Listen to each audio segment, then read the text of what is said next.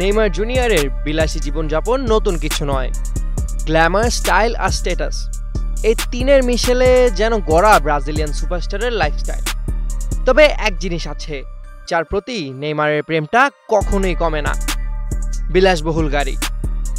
দামি গাড়ির মালিক হওয়াটা নেইমারের কাছে যেন নেশা। মার্সিডিজ, বেন্টলি, ল্যাম্বরগিনি থেকে শুরু করে অ্যাস্টন মার্টিন সবই তার গ্যারেজে জায়গা পেয়েছে। এবার সেই তালিকায় যুক্ত হলো আরেকটি নতুন নাম, পোর্শে 911 GT3 RS। এই দানবীয় গাড়িটির মূল্য $2,41,000 মার্কিন, অর্থাৎ বাংলাদেশি টাকায় প্রায় 3 কোটি। গতি আর প্রযুক্তির মেলবন্ধনে তৈরি এই গাড়ি রীতিমতো রেসিং কারের আদলে বানানো। মাত্র 3.2 সেকেন্ডে এটি পৌঁছে যায় ঘন্টায় 100 কিলোমিটারের গতিতে।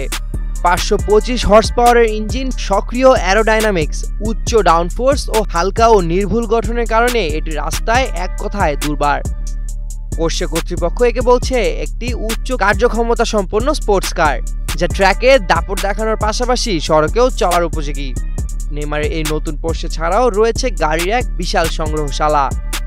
$1,63,000 Mercedes G Class, Bentley Continental GT যার দাম প্রায় $3,00,000, Lamborghini Huracan STO, Aston Martin DBX, Range Rover first edition ছাড়াও রয়েছে আরও অনেক গাড়ি। তবে নেইমারের জন্য হতাশার দিকও রয়েছে। এসব গাড়ির বেশিরভাগই তিনি নিজের দেশের ব্রাজিলের রাস্তায় চালাতে পারেন না। দেশটির আমদানি আইনে রয়েছে কঠোর শর্ত। 30 বছরের পুরনো বা সংগ্রহযোগ্য গাড়ি কেবল আমদানি করা যায়। উদ্দেশ্য দেশীয় গাড়ি শিল্পকে রক্ষা ও অনৈতিক প্রতিযোগিতা রোধ করা। তবু কি তা নেইমারকে থামাতে পারে? বিলাসবহুল গাড়ির প্রতি তার ভালোবাসা যেন রাস্তায় নয় বরং হৃদয়ে দৌড়ায়। সামিউল জয়, 21 টেলিভিশন।